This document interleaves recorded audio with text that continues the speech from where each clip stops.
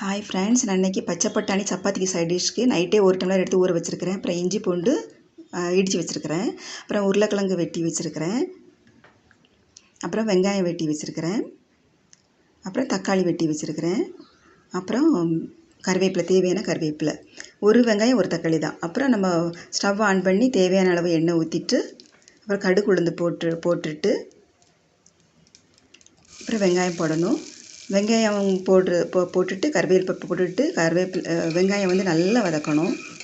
அப்புறம் வந்து நம்ம வந்து இஞ்சி பூண்டு போடலாம்.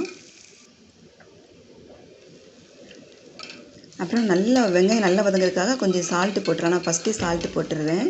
ஒரு ஸ்பூன் சால்ட்டு போட்டுருதேன். பொடிகள் எல்லாமே நம்ம வந்து மசாலா பொடி எல்லாமே அரை ஸ்பூன் தான் போடணும். இது மஞ்சள் பொடியும் மிளகு பொடியும் மட்டும், ஜீரக பொடியும் மட்டும் கால் ஸ்பூன் போடணும். மற்ற எல்லா பொடியும் அரை ஸ்பூன் போடணும். மல்லிப்பொடி, கரம் மசாலா பொடி, ஜீரகப்பொடி, வத்தப்பொடி, மிளகு பொடி, எல்லா பொடியும் அரை ஸ்பூனு. ஜீரக பொடியும் மிளகு பொடியும் மட்டும் கால் ஸ்பூன் போடலாம். மஞ்சள் பொடியும் 1/4 ஸ்பூன் போடலாம். அப்புறம் தக்காளி போட்டு இப்போ நல்லா கிண்டலாம்.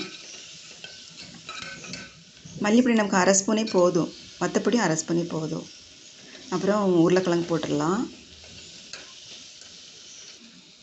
அப்புறம் நம்ம வச்சுருக்கிற எல்லா பட்டாணியும் போட்டுடலாம். போட்டுட்டு இப்போ நம்ம தேவையான அளவு தண்ணி, 1 டம்ளர் இல்லை 1.25 டம்ளர் தண்ணி ஊற்றிட்டு குக்கரில் ஒரு விசில் வச்சுட்டு அப்புறம் சிம்மில் ஒரு 3 இது வச்சுட்டு நல்லா வெந்த பிறகு அப்புறம் நம்ம எடுத்து பார்க்க வேண்டியதுதான். அவ்வளோதான்.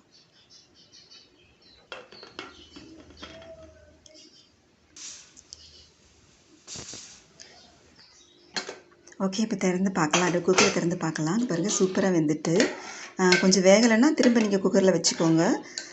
அப்படி நல்லா வெந்துட்டு கொஞ்சம் நசுக்கி விடணுன்னா கொஞ்சம் நசுக்கி மட்டும் விட்டுட்டு அப்புறம் எடுத்துட வேண்டியதான். அவ்வளோதான். உப்பு எல்லாம் நம்ம டேஸ்ட் பார்த்துட்டு நம்ம வந்து பரிமாற வேண்டியதான். இப்போ சப்பாத்திக்கு குருமா ரெடி ஆகிட்டு. பாருங்கள், சூப்பராக இருக்கும் இந்த டேஸ்ட்டு. நான் சொல்கிறது எல்லாமே உங்களுக்கு சிம்பிளாக தெரியும், ஆனால் சாப்பிட்டிங்கன்னா அவ்வளோ டேஸ்ட்டாக இருக்கும்.